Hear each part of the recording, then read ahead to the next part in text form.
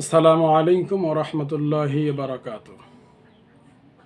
নাহমাদুহু ওয়া নুসাল্লি আলা রাসূলিহিল কারীম, আম্মা বা'দ। আউযু বিল্লাহি মিনাশ শাইতানির রাজীম। বিসমিল্লাহির রহমানির রহিম।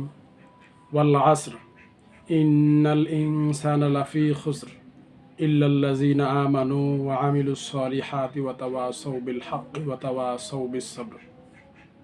সাদাকাল্লাহুল আযীম। সম্মানিত দর্শক শ্রোতাবৃন্দ, আজকে আমরা আলোচনা করব আল কুরআনুল কারীমের 103 নম্বর সূরা আসর থেকে।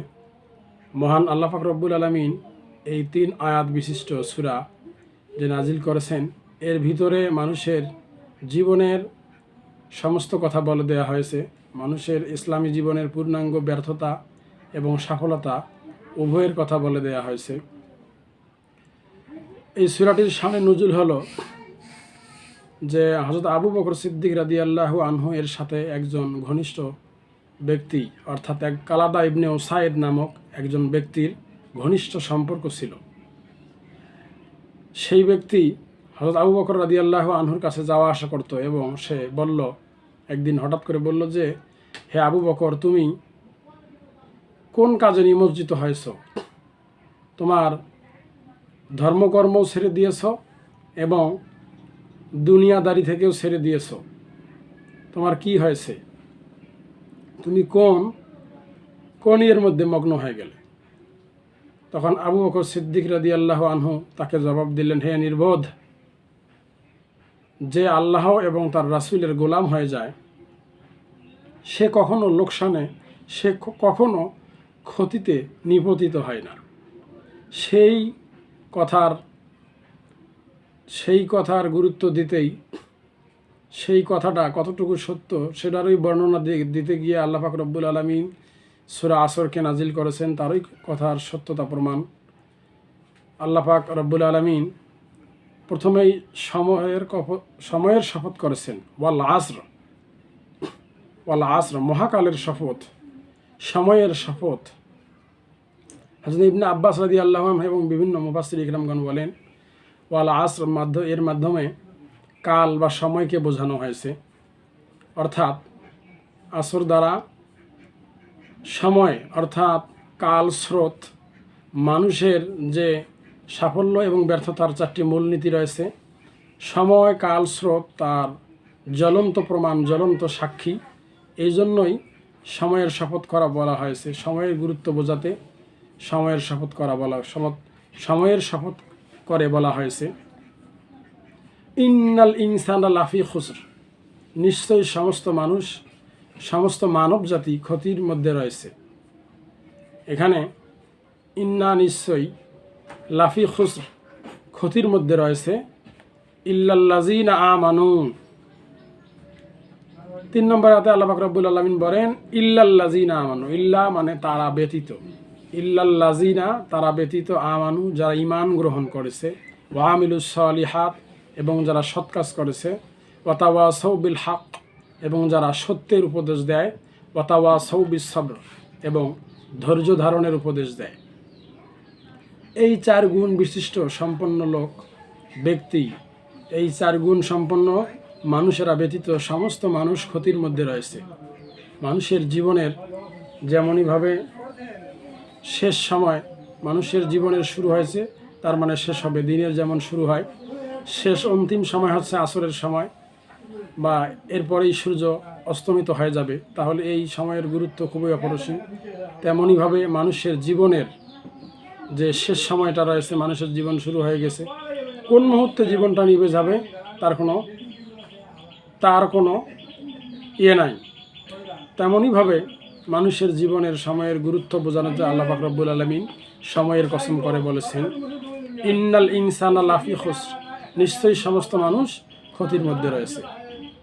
এর ব্যাখ্যা দিতে গিয়ে হযরত ইমাম রাজি রহমতুল্লাহ আলাইহি এক মনীষীর উদ্ধৃতি উল্লেখ করেছেন যে, একজন মনীষী বলেছেন, উদ্ধৃতিটি এইরকম যে, একজন বরফ বিক্রেতা বাজারে চিৎকার করে বলতেছে যে, দয়া করো সেই ব্যক্তির প্রতি যার মূলধন গলে নিঃশেষ হয়ে যাচ্ছে, অনুগ্রহ করো সেই ব্যক্তির প্রতি যার পুঁজি হারিয়ে যাচ্ছে, কথা শুনে মনীষী বললেন, এটাই তো সূরা আসরের ব্যাখ্যা, এটাই তো ইন্নাল ইনসানা লাফি খুসর।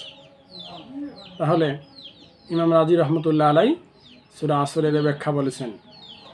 আর এই 4 গুণ সম্পন্ন বিশিষ্ট লোক যারা হবে তারা এই ক্ষতি থেকে বেঁচে থাকতে পারবে। ইল্লাল্লাযিনা আমানু, যারা ঈমান আনবে। ঈমান হচ্ছে আল্লাহ, তার রাসূলকে বিশ্বাস করা, ইহকাল পরকাল এগুলোকে বিশ্বাস করা, 7টি জিনিসের উপরে ঈমান আনা, এটাই হচ্ছে ঈমান। দ্বিতীয়ত শর্ত হচ্ছে আমিলুস সালিহাত, সৎ কাজ করা। ঈমানের পরে দ্বিতীয় নম্বর যে শর্ত সেটি হচ্ছে সৎ কাজ। সৎ কাজই হচ্ছে ঈমানের পরের স্টেপ। অর্থাৎ ঈমান যদি থাকে তাহলে সৎ কাজ সেই ব্যক্তি করবে, এবং তার ভিতরে ঈমান আছে, সৎ কাজের মাধ্যমেই তা প্রকাশ পাবে।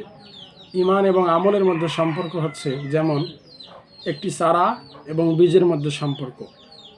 যদি চারা থাকে তো চারা থেকে বীজ উৎপন্ন হয়, অর্থাৎ বীজ থেকে চারা উৎপন্ন হয়।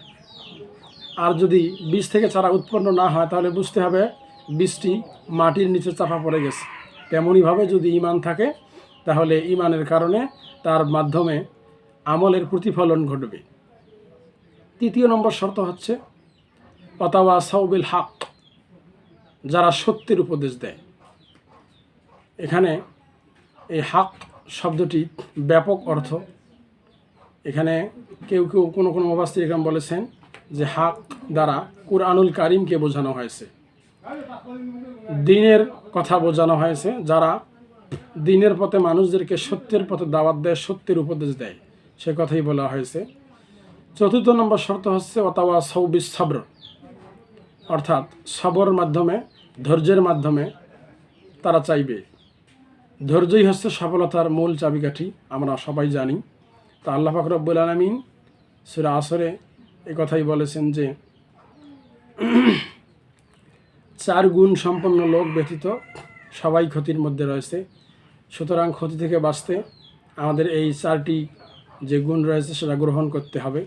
তাহলেই আমরা এই যে আল্লাহ পাক রব্বুল আলামিন বলছেন, নিশ্চয়তা দিয়ে বলেছেন যে মানুষ ক্ষতির মধ্যে রয়েছে, তাহলে আমরা সেই ক্ষতি থেকে বেঁচে থাকতে পারবো এবং ইহকাল ও পরকালে সাফল্য অর্জন করতে পারবো। যদি এই 4 গুণ সম্পন্ন আমরা না হতে পারি তাহলে আমাদের ব্যর্থতায় ভরা থাকবে ইহকাল এবং পরকাল। তো সম্মানিত ভিউয়ার্স, যদি ভিডিওটি ভালো লেগে থাকে তাহলে ভিডিওটি লাইক করবেন, শেয়ার করবেন, কমেন্ট করবেন এবং অন্যদের কাছে পৌঁছে দিবেন। তাহলে আসর থেকে, সূরা আসরের অর্থ থেকে আমরা বুঝতে পারলাম, এর ব্যাখ্যা থেকে বুঝতে পারলাম যে আমাদেরকে এই ক্ষতি থেকে বেঁচে থাকতে হলে এই 4 গুণ সম্পন্ন হতে হবে। আল্লাহ পাক রব্বুল আলামিন আমাদের সকলকে এই 4 গুণ অর্জন করার তৌফিক দান করুক। ইমাম ইবনে কাসির রহমতুল্লাহ আলাই তিনি তার গ্রন্থের মধ্যে লেখেন, ইমাম শাফি রহমতুল্লাহ আলাই বলেছেন যে মানুষের জীবনে হেদায়েতের জন্য শুধুমাত্র সূরা আসরই যথেষ্ট। আল্লাহ পাক রব্বুল আলামিন আমাদের এই সূরা আসরের ব্যাখ্যা বুঝে নিজেদের জীবনকে গঠন করার তৌফিক দান করে। সকল বলে আল্লাহুম্মা আমিন। ওয়া আখিরু দাওয়ানা আলহামদুলিল্লাহি রাব্বিল আলামিন। আসসালামু আলাইকুম ওয়া রাহমাতুল্লাহি ওয়া বারাকাতুহু।